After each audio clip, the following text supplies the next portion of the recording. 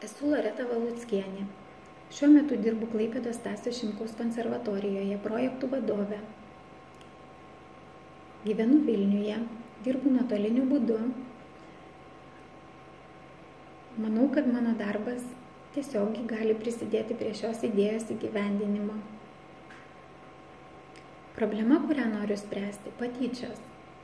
Pagal Pasaulinės sveikatos organizacijos duomenis, daugiau nei 50% Lietuvos vaikų patiria patyčias.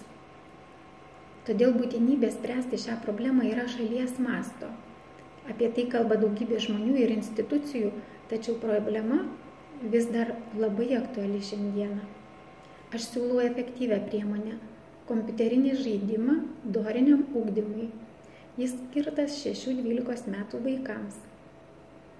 Šitas sprendimas pirmiausia patrauklus vaikams, įtraukiantis tėvus, skatinantis bendravimą ir bendradarbiavimą šeimoje, pritaikomas mokyklos dorinio ugdymo programoms, įtraukiantis mokytojus.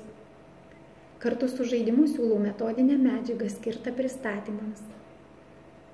Šiek tiek apie žaidimą.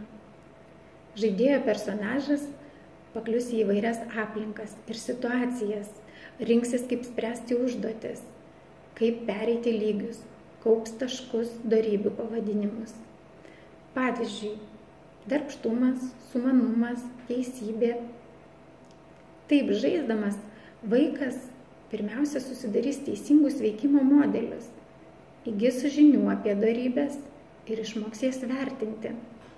Visa tai neleis vaikams tapti patyčių objektu, tarnaus kaip prevencinė priemonė. Kitos prevencinės priemonės – tai tėvų įtrauktis, teorinė medžiaga, konkursai vaikams. Vėliau bus sukurta mokytojo dalis. Kaip aš jas taikysiu? Pavyzdžiui, žaidime vaikas turės pereiti lygius. Aš ir tu, aš ir bendraamžis. Kiekviename iš lygių vaikas spręs gyvenimiškas situacijas. Kai vaikas norės pereiti lygius, turės gauti tėvų leidimą. Tėvai, prieš suteikdami leidimą, užduos labai praktiškas kasdieninės užduotis. Pavyzdžiui, pasikloti lovą, paruošti namų darbus, susitvarkyti kambarį. Taip vaikas ugdysis dorybes, o tuo pačiu taps pareigingesnis, atsitrauks nuo žaidimo ir visą tai darys be prievartos. Tėvai savo ruožtų per žaidimą įsitrauks į įdomų bendravimą su vaiku, būdami nebūtinai šalia. Panašiai į žaidimą bus įtraukiami mokytojai.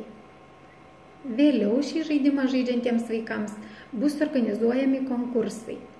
Vaikai kurs gerumo istorijas. Tai bus dar viena prevencinė priemonė prieš patyčias. Žinau, kad mano idėja pakeis pasaulį. Žaidžiantys šį žaidimą vaikai netaps patyčių objektais.